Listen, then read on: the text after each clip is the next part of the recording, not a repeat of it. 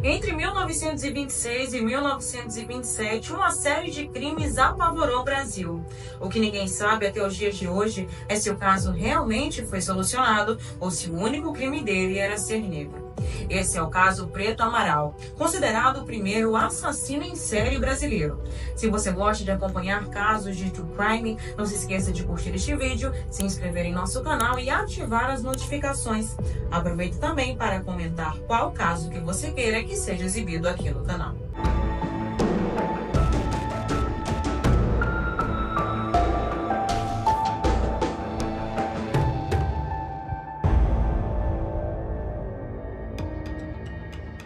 José Augusto do Amaral nasceu em 15 de agosto de 1871 em Conquista, um município localizado no interior de Minas Gerais. Ao longo deste episódio, iremos nos referir a José como Preto Amaral, assim como era conhecido.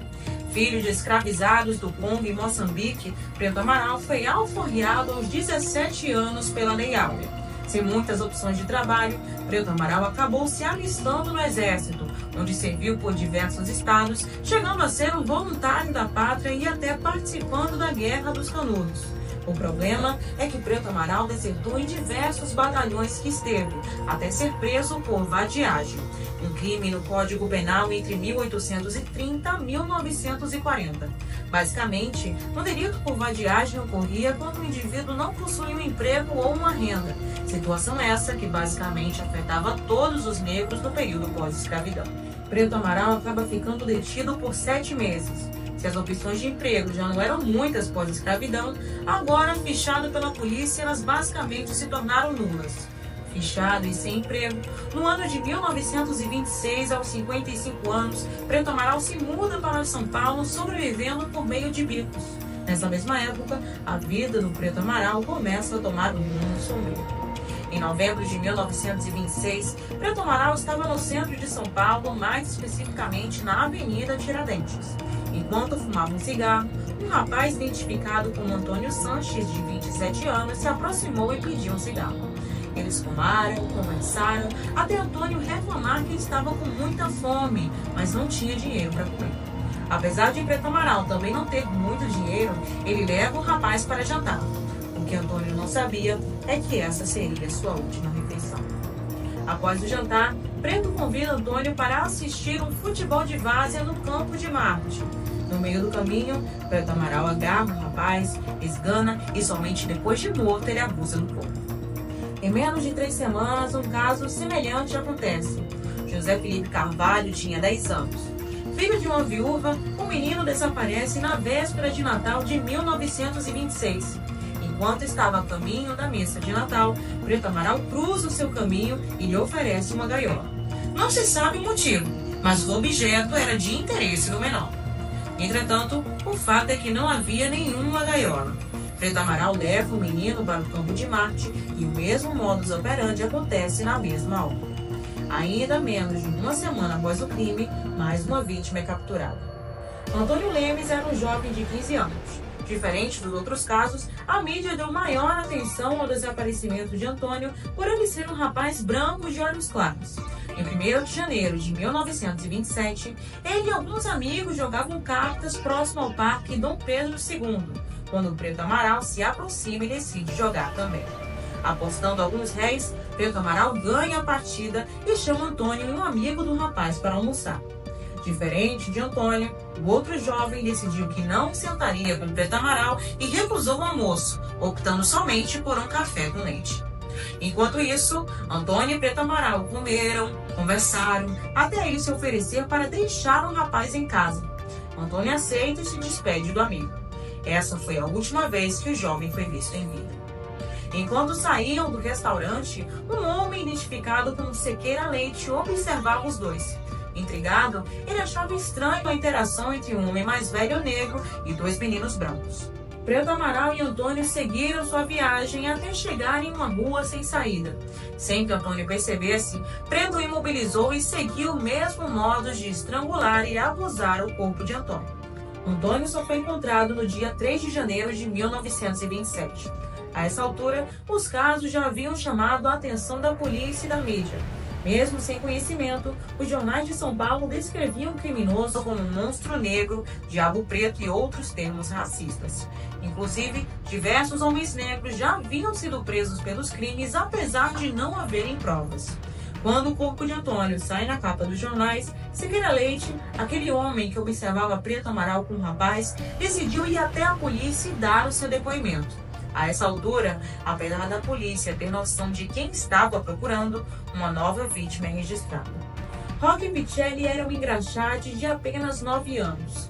Preto Amaral se aproxima do menino, oferecendo um serviço de carreto por R$4.000. Para quem não sabe, carreto é um serviço para transportar pequenas cargas em trajetos de curta distância.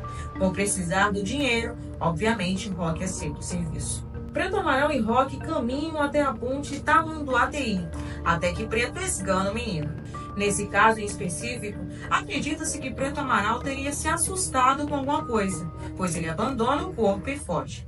Felizmente, Roque tinha sobrevivido e foi socorrido. No dia 5 de janeiro de 1927, o pai de Roque se apresenta à delegacia para denunciar o caso. Com a 4ª vítima do caso já registrada, a polícia já tinha uma descrição de quem era Preto Amaral e o detiveram para interrogação. Preto Amaral foi torturado até confessar que teria cometido todos os crimes. 5 meses após sua prisão, Preto Amaral morreu de tuberculose antes mesmo de ser julgado. Agora, o caso toma um outro rumo. Em primeiro lugar, mesmo após Preto Amaral ser preso, os crimes continuaram acontecendo. Outro ponto a ser considerado é o Campo de Marte, o suposto local em que Preto Amaral atraiu 2 de suas vítimas. O Campo de Marte era um ponto estratégico entre os bairros do centro e os da periferia, onde várias pessoas negras e pobres passavam. Quando os corpos de Antônio e José foram encontrados, diversas pessoas já tinham passado e visto os corpos. Os crimes não foram denunciados por nenhum deles por medo, até porque a essa altura todos sabiam que a polícia encontrava especificamente pessoas negras. Um outro ponto a ser considerado é como as autoridades lidaram com o caso. Apesar de não haverem provas de que quem cometeu os crimes seria uma pessoa negra, desde o início o caso se baseou nesse viés com diversas denominações racistas. Quando Preto Amaral foi detido, o psiquiatra que o avaliou levou em consideração o tamanho do seu pênis como motivação para o crime. Segundo detalhes da avaliação, o tamanho exagerado do pênis de Preto Amaral o impedia de se relacionar com mulheres. Por esse motivo, ele decidiu que cometeria os crimes. Por anos, José Augusto do Amaral teve seu nome associado aos seus supostos crimes. Somente em 2012, 85 anos depois, o caso teve desfecho. A Faculdade de Direito da Universidade de São Paulo realizou um julgamento simbólico. Ao todo, cerca de 560 pessoas, entre juízes, testemunhas e especialistas, participaram analisando as provas e o contexto social da época. Por 275 votos a 57, o júri simulado declarou a absolvição do Preto Amaral por todos os crimes. Para chegar no veredito, foram levadas em consideração o racismo da mídia e da polícia da época, o fato de que muitas pessoas passavam pelo Campo de Marte e sabiam dos corpos, assim como Preto Amaral, e sobretudo o fato de que os crimes continuaram acontecendo mesmo após a sua prisão. Por fim, apesar de ser considerado o primeiro serial killer brasileiro, não se sabe se de fato ele cometeu esses crimes. Preto Amaral seria um verdadeiro assassino ou apenas mais uma vítima? Queremos saber qual sua opinião aqui nos comentários. Se você gosta de acompanhar casos de True Crime, não se esqueça de curtir este vídeo, se inscrever em nosso canal e ativar as notificações. Aproveita também para comentar qual caso que você queira que seja exibido aqui no canal.